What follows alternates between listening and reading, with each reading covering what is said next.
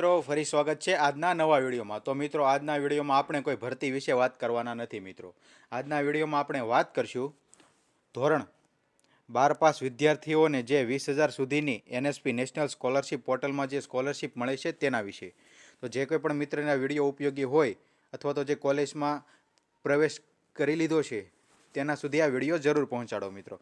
તો આપણે વાત કરીએ તો આ યોજના હેઠળ વિદ્યાર્થીઓને અભ્યાસના ખર્ચને આવરી લેવા માટે 10,000થી 20,000 પ્રતિ વર્ષ સુધીની નાણાકીય સહાય આપવામાં આવશે મિત્રો. ધોરણ 12માં જે વિદ્યાર્થીને 80 કે તેથી વધુ પર્સન્ટાઇલ રેન્ક મેળવનાર અને ઉચ્ચ અભ્યાસ કરતા તમામ કેટેગરીના એટલે કે આ યોજના હેઠળ SC, ST, OBC, EWS, general તમામ કેટેગરીના વિદ્યાર્થીઓ આમાં અરજી કરી શકે છે મિત્રો. તો આગળ આપણે વાત કરીએ તો આ યોજના છે શું મિત્રો? નેશનલ સ્કોલરશિપ પોર્ટલ એનએસપી એ ભારત સરકારનું એક ઓનલાઈન પ્લેટફોર્મ છે જ્યાં કેન્દ્રીય મંત્રાલય, રાજ્ય સરકાર અને એજન્સીઓ દ્વારા ઓફર કરવામાં આવતી વિવિધ શિષ્યવૃત્તિ યોજનાઓને એક જ ડિજિટલ છત્ર હેઠળ લાવવામાં આવે છે મિત્રો. શિષ્યવૃત્તિની અરજી પ્રક્રિયાને વિતરણ એનએસપીની વેબસાઇટ પરથી તમે કરી શકો છો. હવે આ ફોર્મ કોણ ભરી શકે છે મિત્રો? તો આપણે વાત કરીએ તો ધોરણ 12 પાસ કર્યા પછી ઉચ્ચ શિક્ષણ માટેની મુખ્ય કેન્દ્રીય શિષ્યવૃત્તિ માટેની પાત્રતા નીચે મુજબ છે. એટલે કે જે કોઈ પણ મિત્રો આ વર્ષે ધોરણ 12 પાસ કરી અને કોલેજમાં પ્રવેશ કર્યો છે તે આમાં અરજી કરી શકશે મિત્રો. આગળ વાત કરીએ તો નવી અરજી વિશે. આ વર્ષે જેમણે ધોરણ 12 પાસમાં 80 કે તેથી વધુ પર્સન્ટાઇલ રેન્ક મેળવ્યા હોય એવા તમામ કેટેગરીના વિદ્યાર્થીઓ, તેમાં જનરલ, એસસી, એસટી, ઓબીસી, લઘુમતી, ઈડબ્લ્યુએસ તમામ વિદ્યાર્થીઓનો સમાવેશ થઈ જશે મિત્રો. જે ઉચ્ચ અભ્યાસ માટે માન્ય સંસ્થામાં જોડાય છે એટલે કે કોલેજમાં પ્રવેશ મેળવે છે અથવા તો યુનિવર્સિટીમાં પ્રવેશ મેળવશે તેઓ નવી અરજી કરી શકે છે. હવે આપણે વાત કરીએ તો અગાઉના વર્ષે જેમણે આ યોજના હેઠળ અરજી કરેલી હોય તેના વિશે મિત્રો. જેણે અગાઉના વર્ષમાં અરજી કરી હોય તેને શિષ્યવૃત્તિ પાછી મેળવવી હોય તો તેવા વિદ્યાર્થીઓ ચાલુ વર્ષે તેમના અભ્યાસને ચાલુ રાખવા માટે રિન્યુઅલ ફોર્મ ભરવાનું રહેશે. એટલે કે તેને ફરીથી નવું ફોર્મ ભરવાનું નથી મિત્રો. આગળ વાત કરીએ તો આવક મર્યાદા શું રહેશે મિત્રો? પરિવારની વાર્ષિક આવક સંબંધિત યોજના દ્વારા નિર્ધારિત મર્યાદાની અંદર હોવી જોઈએ મિત્રો. આ યોજના હેઠળ તમને કેટલી સહાય મળવા પાત્ર છે? આ યોજના હેઠળ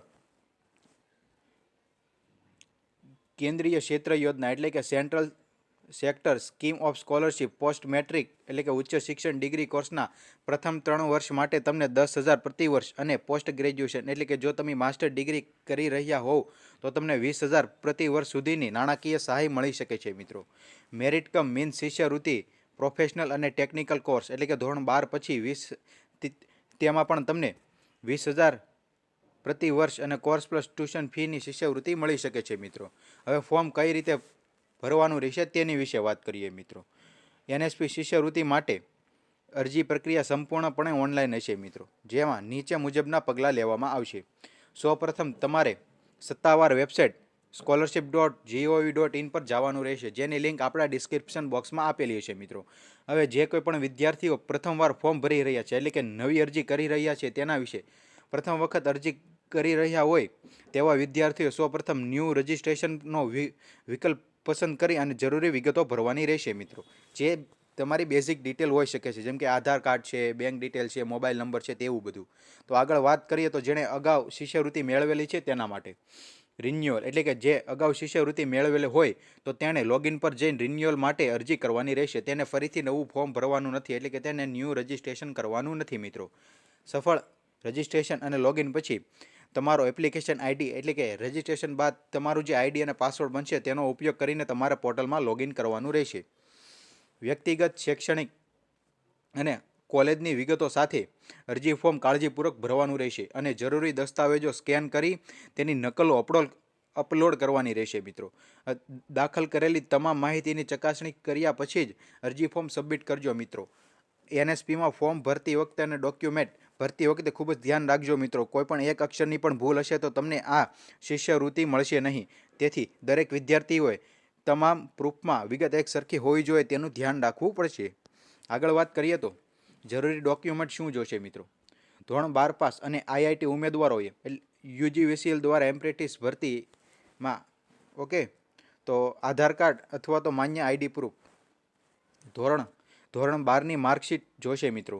પારિવારિક એટલે કે આવકનું પ્રમાણપત્ર ઇન્કમ સર્ટિફિકેટ મિત્રો, જાતિનું પ્રમાણપત્ર, જે SC ST OBC અને લઘુમતી કેટેગરીના હોવ તો તમારે જાતિનું પ્રમાણપત્ર પણ અપલોડ કરવાનું રહેશે. ડોમિસાઇલ એટલે કે રહેઠાણનો એટલે કે ડોમિસાઇલ પ્રમાણપત્ર પણ તમારે અપલોડ કરવાનું રહેશે. બેંક તમારી જે બેંકની પાસબુક છે તેને સ્કેન કરીને અને તે પણ અપલોડ કરવાની રહેશે. સંસ્થા તરફથી બોનોફાઇડ વિદ્યાર્થીનું પ્રમાણપત્ર અથવા તો પ્રવેશનો પુરાવો ફીની રસીદ સાથે અપલોડ કરવાનો રહેશે. હવે અગત્યની તારીખની વાત કરીએ તો 2025-26 શૈક્ષણિક વર્ષ માટે અંદાજિત સામાન્ય તારીખો નીચે મુજબ છે. કાર્યક્રમ તારીખોની વાત કરીએ તો અરજી તમારી જૂન મહિનામાં શરૂ થઈ ગઈ હતી મિત્રો. અરજી કરવાની છેલ્લી તારીખ 31 ઓક્ટોબર અને 2025 છે મિત્રો. સંસ્થા સ્તરની ચકાસણીની છેલ્લી તારીખ નવેમ્બર 15, 2025 છે. એટલે કે તમે આ જે ફોર્મ ઓનલાઈન ભરો છો તેની પ્રિન્ટ કઢાવી અને તે તમારે કોલેજમાં આપવાની રહેશે. તો સંસ્થા દ્વારા ચકાસણીની છેલ્લી તારીખ 15 નવેમ્બર હશે મિત્રો. જે કોઈ પણ વિદ્યાર્થીઓને આ વિડીયો ઉપયોગી હોય તેના સુધી પહોંચાડો. આવી જ યોજનાઓ, નવી ભરતીઓ વિશે માહિતી મેળવવા માટે અમારી આ ચેનલને સબસ્ક્રાઈબ કરી દેજો અને આજના વિડીયોને લાઇક કરી દેજો મિત્રો. ફરી મળીશું એક નવા વિડીયો સાથે. તમારો બધાનો જ ખૂબ ખૂબ આભાર મિત્રો.